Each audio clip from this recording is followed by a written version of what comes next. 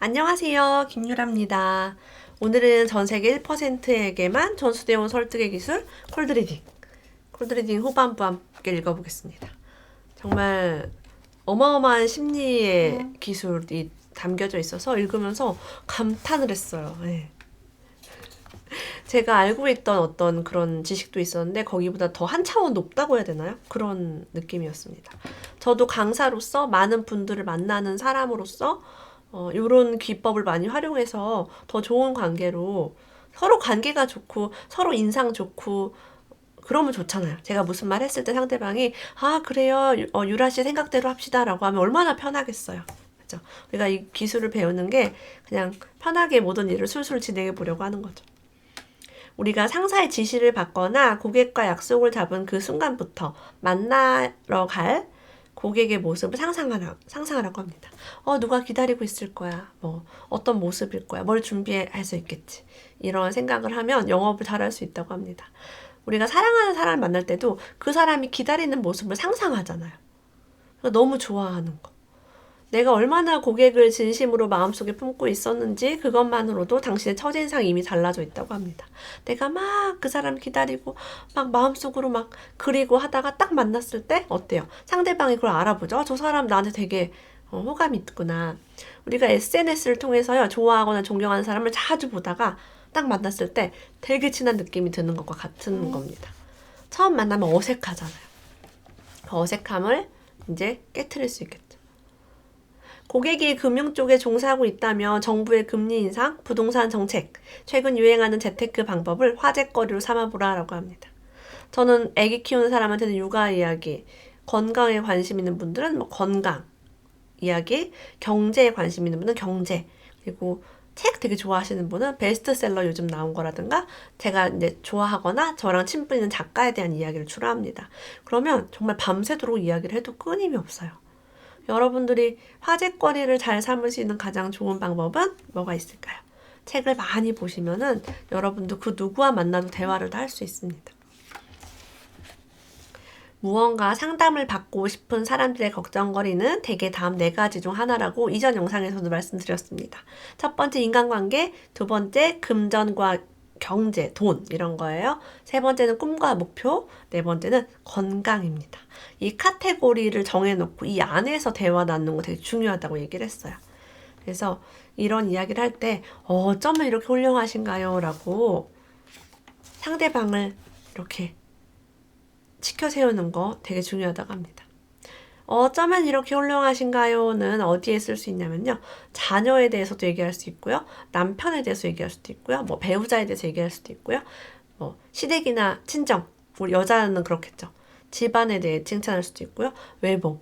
와, 동안이시네요. 혹은 키가 정말 크시네요. 모델 출신이신가 봐요.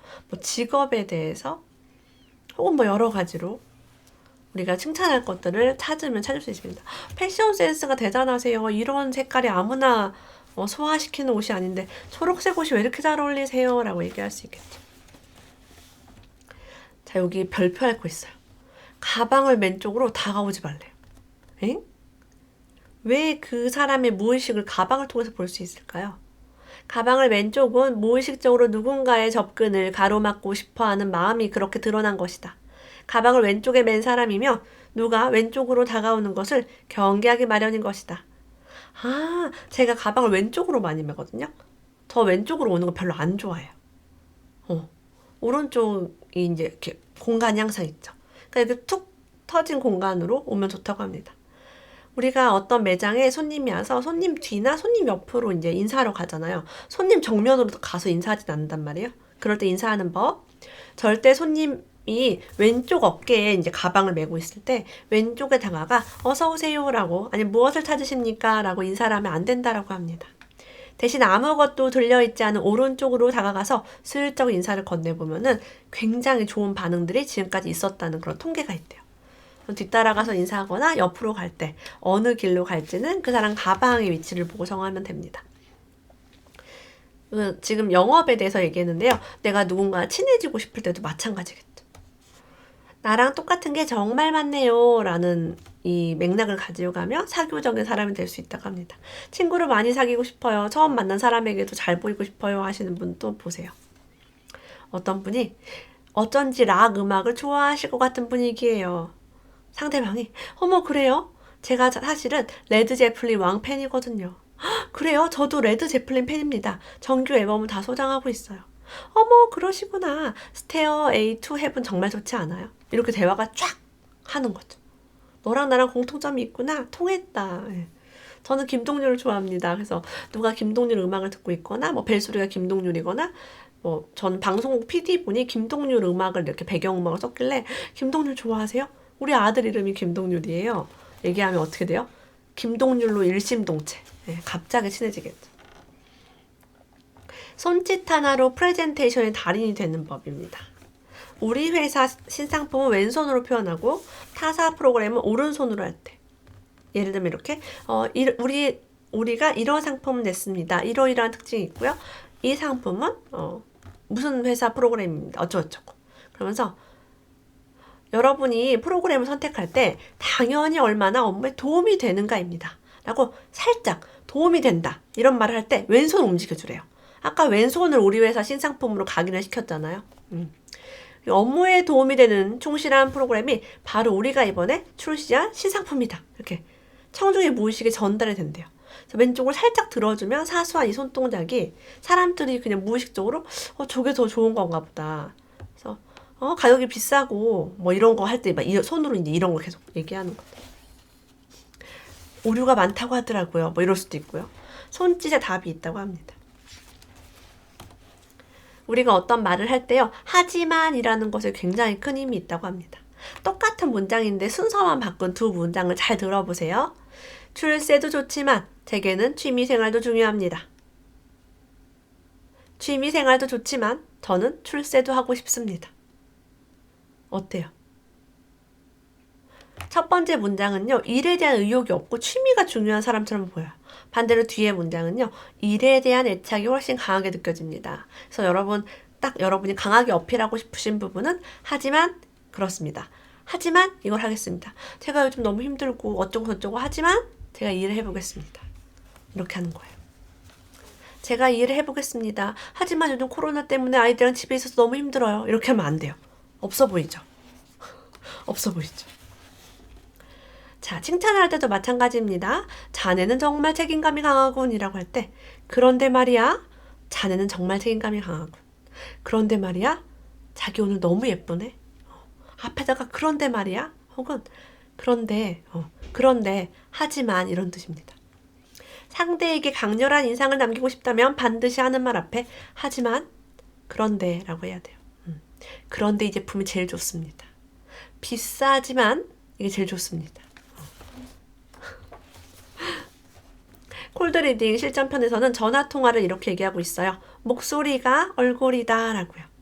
자, 여러분 지금부터요. 눈을 감고요. 제 목소리를 잘 들어보세요. 눈을 감고 들어보세요. 여보세요. 김유라입니다. 잘 지내셨어요? 눈 떠보세요. 눈 떠보시고 눈 떠보시면 눈 다시 감아보세요. 자, 제가 다시 한번 얘기해 볼게요. 여보세요. 김유라입니다. 잘 지내셨어요? 제가 지금 여보세요. 김유라면 잘 지냈어요. 이거 2번 얘기했거든요. 첫 번째, 두 번째 중에 어떤 것이 제가 웃으면서 한 말일까? 여러분 한번 그냥 찍어보세요. 첫 번째가 제가 웃으면서 했을까요? 두 번째가 웃으면서 했을까요? 여러분들의 눈을 감고 있어도 느낌이 뭐가 그런 것 같은데 라고 느껴질 거예요. 바로 이게 목소리가 얼굴이라고 합니다. 무표정한 얼굴로 전화를 하면 상대방에 다 전달이 된대요. 참고로 저는 두 번째 조금 웃었습니다. 많이 안 웃었어요. 너무 많이 웃으면 안녕하세요 김유라입니다 하면 너무 이제 목소리가 티가 나니까 조금 덜 웃었는데 여러분들이 이런 걸 감지하셨다면 내가 그동안 전화할 때 보이지 않는다고 네 그랬어요 이렇게 했구나. 그럴 수 있어요. 상대방이 통화할 때 내가 별로 안 좋은가? 어디가 아픈가? 힘이 없나? 일하기 싫은가? 나랑 뭐 비즈니스하기 싫은가? 이렇게 느껴질 수 있다는 거죠. 평소에 이야기할 때요. 훨씬 자주 상대 이름을 불러주는 것이 좋다고 합니다. 김강우 선생님 안녕하세요. 승리기업의 이진욱이라고 합니다. 김강우 선생님께 소개해드리고 싶은 이 제품은요. 어쩌고 저쩌고. 다음 달 김강우 선생님 일정은 어떻게 되십니까? 이렇게 단순히 선생님 하는 게 아니라 반드시 상대방 이름을 불러주라고 합니다. 가끔 메일이 올 때요. 컨트롤 C, 컨트롤 V 한 듯한 그런 메일들을 볼 때마다 나한테 보낸 메일이 아니야 라고 느껴지기도 해요.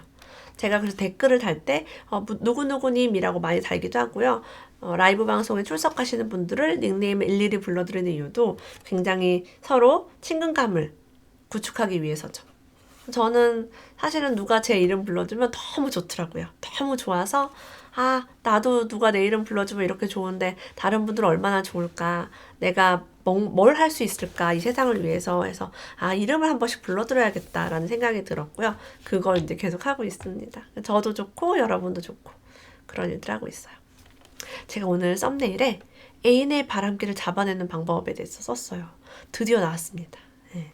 이거 정말 제가 읽고서 깜짝 놀랐어요.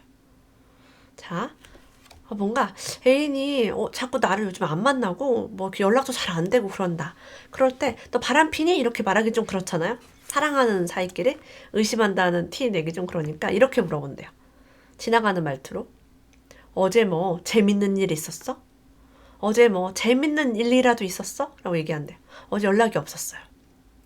그럼 애인이 아니 별로? 자기는? 이렇게 물어본대요. 나도 그렇지 뭐. 나도 그냥 그렇지 뭐. 라고 했어요.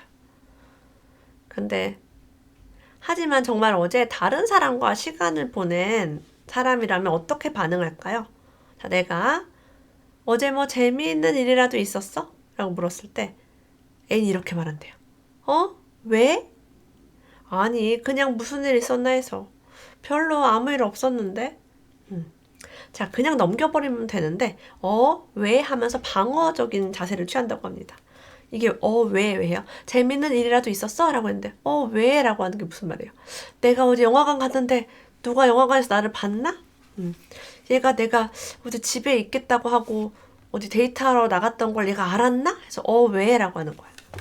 근데 아니 그냥 무슨 일 있었나 해서 안심하고 아니구나 라고 얘기합니다. 여러분이 왜? 이거 한마디가 되게 큰일이네요. 상대방의 기억을 감쪽같이 지워버리는 테크닉, 이걸 활용하면 좋다고 합니다. 이거를 왜 활용해야 되는지 모르겠는데 우리가 어떤 대화를 했다가 대화가 딱 끊길 때가 있어요. 그리고 우리가 이전에 무슨 대화했는지 까먹을 때가 있습니다. 그거 한번 보세요. 종업원이 차를 가져왔어요. 커피를 들고 왔어요. 근데 나는 홍차를 주문했어요. 이런 경우 가끔 있어요. 음식이 엉뚱하게 옵니다. 정말 바쁜 식당 특히 그렇죠. 나는 홍차를 주문했는데 종업원이 실례했습니다. 곧 가져다 드리겠습니다. 라고 했어요. 됐어요. 그냥 마실게요. 커피도 괜찮은데요 뭘. 종업원이 하지만 금방 다시 갖다 드리면 되는데.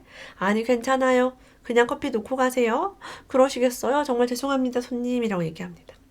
나는 그 종업원이 안쓰러워서 그런 것뿐인데요. 친구에게 어떤 인상을 심어주냐면 저 사람은 아주 속이 넓은 사람이야. 막 화내거나 짜증나지 않고 부드러운 사람이야 라는 인상을 심어줬대요. 그리고 친구랑 다시 이야기를 할 때 우리가 아까 무슨 대화했었지요? 라고 전혀 기억이 나지 않는다고 합니다. 이러면 우리가 정말 잘 대화하고 있다는 의미래요. 자, 인간은요 어떤 사건이나 어떤 말을요 잊어버리는 속도가 있어요. 에빙하우스의 망각의 곡선이라고 합니다. 처음 1, 20분 동안 제일 빠르게 잊어버리고요. 20분이 지나면서 망각의 진행 속도가 점점 느려지면서 공부한 내용을 오래 기억하고 싶다면 20분 이내에 복습을 해야 합니다.